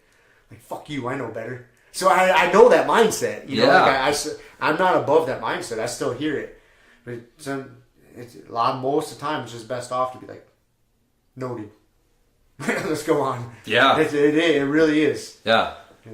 No, I think we talked about that last episode. Like, you almost have to like take that kind of anger that you start to feel, like defensiveness, and like, no, that's a signal that you should be listening. Yep, that's exactly what I realized today, because he said something, and initially it was like defense. Ooh, I need to argue why I'm doing this, and then I thought to myself, oh, that's my sign right there. Yep. That I don't need to argue. I need to shut the fuck up and just like listening.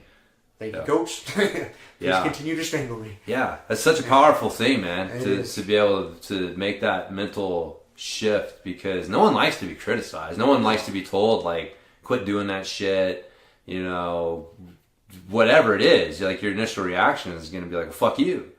But, to be able to make that mental switch. And you've talked about this before, too, about how you'll make rules for yourself. Yep. And so you'll be like, all right, I am not going to be, rear naked choking people this month, or I'm going to be doing it only with my left arm, or I'm going to be working on this position. But, like, I think that's really important. Like, that's something that I had to be fucking super conscious. Like, I went through months where I was like, I'm not footlocking anyone. I don't care how enticing, they can put their foot right in my armpit, and I'm not going to do it. I'm going to come up and work it. And dude, it's so true, man. Like what you said too about, like, if you just have faith in the process, like, there'll be a moment where you'll be like, oh, okay, this is what he was saying. Now I see what he was saying. And again, I can just attest to that. Like, dude, since I've been working on my passing more, I feel like it's opened everything else up. It opens the shit you like doing up. Yes. Yeah. It is, man. It's like sometimes people forget. They're like, oh yeah, James does leg locks, because they're so used to me coming up to pass. And then they're like so worried about the pass that it's like, oh, I'll take that foot there. And it's like all the shit opens up. And it's so much more fun when you're like, okay, I can't get my A game. What else can I do here? Okay, let's go to this position. This position's fun. Oh, I haven't been here in a while. Let's do this. And it's like, yeah, like jiu-jitsu is so much more fun when you look at it that way. And then competition's a different thing. Competition is a totally different thing. This conversation is about evolving and growing as a jiu-jitsu person. Training and rolling. For the longevity. Yeah. Yep. Your competition's A game. Go in and do your A game. Go and pose your fucking A game. Then if you get taken off that, at least hopefully you've listened to this conversation and you've developed some other areas. Yes. But yeah, competition's fucking A game. Right. Sharpen that sword, fucking A game. That was the funny, like I said, when Rolly's like, what's your game plan? I'm like, I'm going to work hard. He's like, well, if you want something more than that, grab his foot. Try this. Yeah, he's like, grab his foot and just fucking rip it off. And I'm like, wait a minute.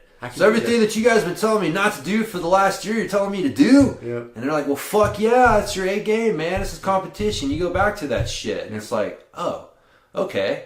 But I just had so much more confidence going out there knowing that, like, all right, well, if this don't work, I got other things to do. So, but it's still what I'm looking for. That second match that I lost, I spent that whole time just looking for that dude's foot, because it's like, that's my A game. I know if I get that foot, things are good.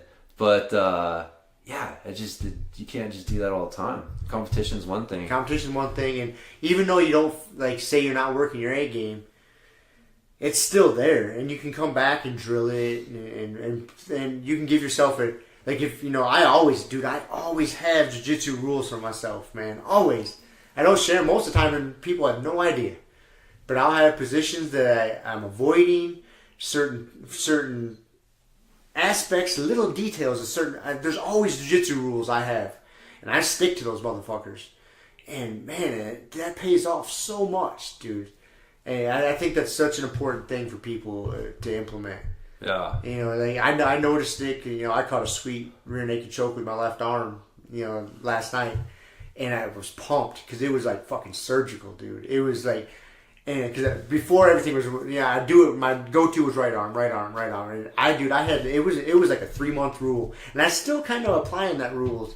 Most of the time, I'm not choking with my right arm. Just like I gotta get more. I want to be fucking doing my left arm rear naked choke in my sleep, like no thought, just needs to be there. And I last night it was there, like, dude, there was no chin involved, there was no like, boom, it was in a scramble, and that left arm was right like I slicing that motherfucker's head off. I'm like, ooh, I usually have that precision with my right arm. My left arm usually gets slapped over the face, and I crush the face for a minute. Crank. I do the face crush, the chakra crusher, and then it slips into the chin, and then I get the choke. Oh no, dude! It was like a fucking scalpel. It was like boom, and it was done. And I was like, "Ooh, that's my months. 3 months of only allowing myself, left arm rear naked chokes." See, that's focused practice, man. Focused practice, dude. No, I have those rules all the time. Different positions.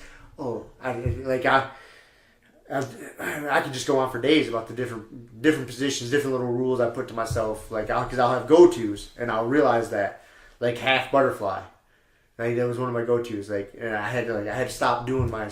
Okay. On this side, I'm not doing half butterfly anymore, just because it's a crutch. I can get there and stall. I can get there and do this. Like, okay, stop.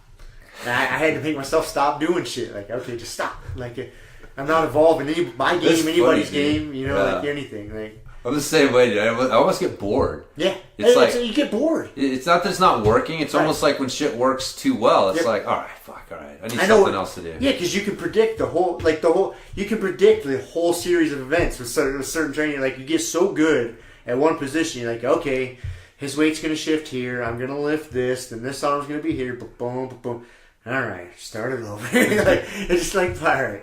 And once it gets to that point, like, the record scratches. Nope, that's a new rule for me. Do something else. Do something else. Do something new, I know. And then you get fucked up. You're like, God, I want to do that so bad. And then there'll be times where I'm getting cross-based and I'm laying there and I'm just like, okay, let's defend the cross-base. Okay, I can't do this because that's my rule. Man, I want to do that. I'll get in these arguments with myself. Come on, just this one time. Why I'm getting fucked up, I'm trying to justify it to myself. Just this one time. No one knows. No one knows. No one knows I'm breaking my rule. But you can't. I mean, you can't. Yeah. No, I think that's important. I think it's really important as people, because it is. At first, it seems like you're getting your ass kicked no matter what you do, and then you see a little glimmer of light, something starts working for you. And like I said, usually it's a combination of a physical attribute and a position that kind of tie in together. And yeah, you start building on that, and you're not gonna be able to get away. Like, your personality, these things are always gonna be part of your game. But like you said, I think that's an important thing that we touched on. It's not that you don't abandon it. No, don't. As a coach, we're never saying completely abandon it. Yeah, it may sound that way because, like, I think the problem is like, if you're so far, the pendulum for you is swung so far one way with something, your coach almost has to come across as anti that thing just to get you in your the mindset somewhere. to come into the middle. Yep. And it's not that it's not where they really are, but they just know that, like, they have to come across that way just to get you to see how important they feel that it is that you start moving back in this direction. I think that's a really good point. You get so far in that direction with this position or attribute, and for your coach to say, hey, let's back that off a little bit, that's not going to resonate with you. Yeah. It's not, so they got to act like the antithesis to that. Yeah. Like, hey, that is bullshit. Bullshit. Just knock that fucking shit. Just knock it the fuck off. Yes. Just stay away from it. Just knock it the fuck off. And then the hope is like, no, you're not going to knock it the fuck off, but you're going to come closer to that end of the spectrum. Right. At least you'll come out of this end. And I know that you knocking it the fuck off will basically be 50%. Somewhere more moderate. Yeah. I think that's a good way to put it. That is true, man. I know. I've had to fucking... This last year has been an interesting part of my jiu-jitsu journey, for sure, just with that, because it's... it was very frustrating. I've seen you go through some frustrating times this past year, and some ebbs and flows and growths in it. Like, dude, that's where you're at in your jiu-jitsu path. Like, that's it, man. Oh, yeah. You're creeping on that brown belt level. You got a pretty good understanding of shit. Just trying to do my thing, man. Yeah, it's, I know. I may need to take... I keep saying this, I need to take some time off, but I'm like, what the fuck else am I going to do with myself? What do you mean take time off? Dude, I'm so beat up. Like a day or two. Yeah. I know, but when do I get a day or two? I'm back to training 5 days a week. I take Mondays and Thursdays off. So I need like 2 days in a row off. But I've been training fucking like crazy since before Masters Worlds. Because it's fun. It is fun. It is fun. I woke up, get your exercise in. It's fun. I know. I was so beat. My Morpheus said you're 53% today. Orange, HRV's down, feeling all sore and beat up. And I told Kiel, I was like, man, just got to push through this if I'm going to find my second win. And then I'm like, who the fuck am I kidding? This is like my 5th or 6th win, dude. This is like my 4th or 5th time pushing through this feeling. Like, eventually something will break, but it's just so much fun. So much fun. That's the problem. It's fun. That is the problem. And it is. It's like, what else are you going to do? It's like taking a day off from jiu-jitsu sounds good until you take a day off from jiu-jitsu. And then you're just like, God damn it, I should have trained. What am I doing here? I'm just watching more TV. This is bullshit. Like, bullshit. I don't want to cleaning my house, doing laundry. What is this nonsense? Nonsense. Hanging out with the family? No, I'm kidding. I'm kidding. I love you guys. So, anyways, there you go. Speaking of that, though, I'm pumped. Shiloh whooped you guys' ass this week in the Fitbit challenge. She did. I was pretty pumped in that. I was proud of her, man. So was I.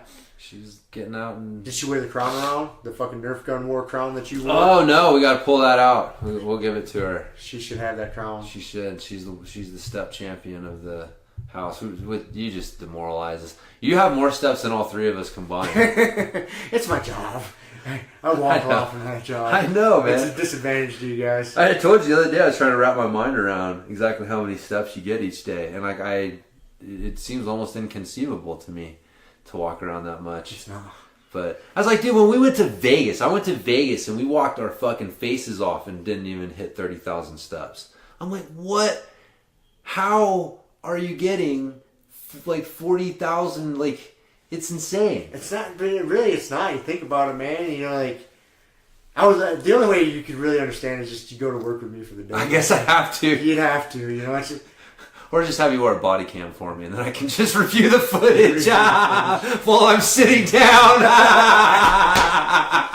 I think you'd be better off coming to work with me for the day. Not adding to my steps. It's just part of the day. You know, that's one of the reasons why I like my job. I mean, if you got to do something to pay the bills. Like, I've had a lot of different jobs over the past 10 years of my life. Like, this one's a good fit for me. You know? Yeah. I'm outside. I'm getting exercise. It's not too terribly strenuous, but I'm moving all day long. And see, all these attributes would be like, if you're in an office, you'd be an animal. They'd be trying to kick you out, but you put you in a FedEx truck and you found your calling. And they cut me loose and just leave me the fuck alone. Found the right pond. Yeah. Found the right game to play. I found the right game to play to pay my bills. That's really all it is I found the right game to pay my bills, where I keep my sanity, I keep some exercise, and I'm good with that, man. Yeah. So, that's all you can ask for. That's all you can ask for. That's it. My boss is an asshole. So I'd agree. Yeah. Wakes me up in the middle of the night with all these problems. Anyways. Cool. All right, man. That's all I got. That's good. I'll try to come with some notes next week. That's all right. I've been slacking on the notes thing. Hair's coming in nice, dude. It's crazy. Yeah. You're looking... This is the long... I know that I've said it a few times, but this is the longest my hair's been in 20 fucking years, man. Yeah. It's looking all right. I don't know. Looking all right. It's even the bald spot. I think I'm going to have some growth back there. Yeah. I got some seedlings. It'll be balding. It'll be balding, but I think, you know, if another couple months pass, like, yeah, there'll be some decent coverage. Yeah. You're not going to need a Trump comb over, but... No toupee, no Rogaine. No. I won't even have to rock a comb over. You'd be a handsome bastard. Yeah, that's a start having to call you Handsome Rob. That's a stretch. I'm pretty certain I look better. I told you, long hair. The fucking Spartans. The whole thing makes a handsome man more handsome and a ugly man more fearsome. So you really can't go wrong. Win-win. I think I'm more handsome, bald. Oh, I forgot. I was reading. I may have told you this. I forget. What's his name? The fucking one of the Greek dudes that I'm reading that does the histories, and he was talking about the history of Sparta, and Lycurgus, the founder of Sparta. You know why he picked red capes? You know, red for them? Because it looked the least like a woman's outfit. Literally, that's how I picked it. Well, it looks the least like a woman's outfit. Those red capes, fucking A. That's what we're going. That's what we're going with. Not like. Why do they have to wear capes? I don't understand why they're wearing capes. It was why their. Is capes a choice piece of attire? It's their fucking their fucking cover. You know, like their coat. But then they could just fucking whip it off and show off their abs. Start killing Persians. Is that the benefit of the cape? Or cloak. I think you want to call it a cloak. It's not a cape. Like a cape is like what fucking Superman wears. It's just that little piece of cloth on your back that flaps in the wind. Right. Like a cloak is like, you know, it acts as a fucking coat, or, you know, so you wear it. I think of like a shawl, like an old lady would wear. Like a fucking full length shawl. Isn't that what it is? Kind of. Yeah. But anyways, I don't really know the true difference between a cape and a cloak.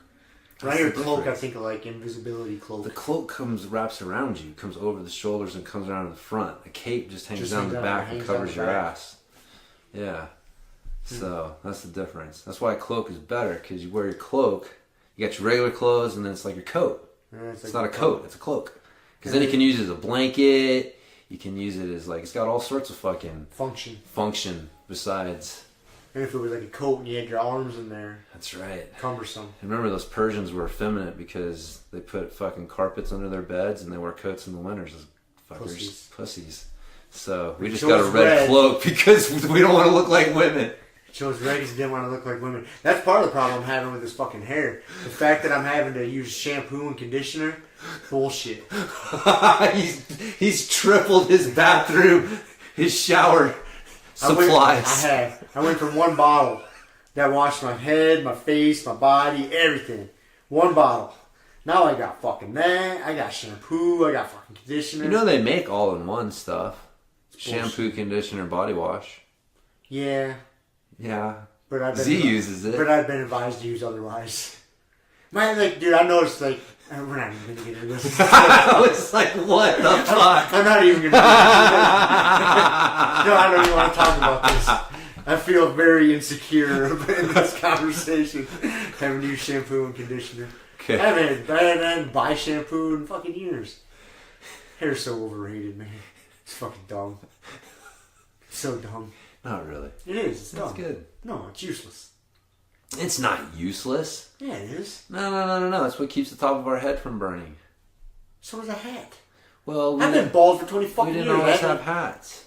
Humans have not had a long enough time with hats to evolve not having hair. So. Correct. So we still have. But in the year 2019, right? We're in 19, yeah. Yeah. 2019. Yeah. I have access to hats and sunscreen. Yeah. I'm okay. I don't need hair to keep my head from burning. Listen, Rob, it's okay. Shampoo and conditioner does not say anything about your masculinity. Oh, it challenges it. It's bullshit. Oh, man. It's fucking bullshit. All right, well. It's frustrating. I'm sure the happy gals will have. Maybe they'll get you a gift basket. A gift card to Bed Bath & Beyond. Exactly. Some shampoo and conditioner. Bullshit. Some little barrettes and braids. Shit. Great. I know. Kevin was getting his fucking braids done up again today. Yeah, and Deborah's like, hey, pretty soon I'll be able to do yours too. Yep. Oh! Last thing. Probably not, but... Probably not. You know our fucking boy band poster? Yes. That the Happy Gals made? Yes. You know what the thing is? I don't think most people realize that I'm Bubbles. I don't think they do either. I don't think they do. I don't think they get it. They're like... That's okay. Yeah. And plus it's a black and white picture. Like you guys... You know, braids and baldy or fucking, color. But so I'm like, Bubbles kind of hidden. Bubbles is kind of hidden. You gotta look for Bubbles' face. Yeah. He has a black shirt on there. Black and white. Yeah. Just your face is black and white. Yeah. And like I forget who it was. I think like Kevin showed the picture to Amelia and had to tell her like, no, that's James. She's like, what? He's like, yeah. I can see that. Yeah. So, anyways, I realized that I'm like, I can't believe that more people are not giving me shit about that fucking picture.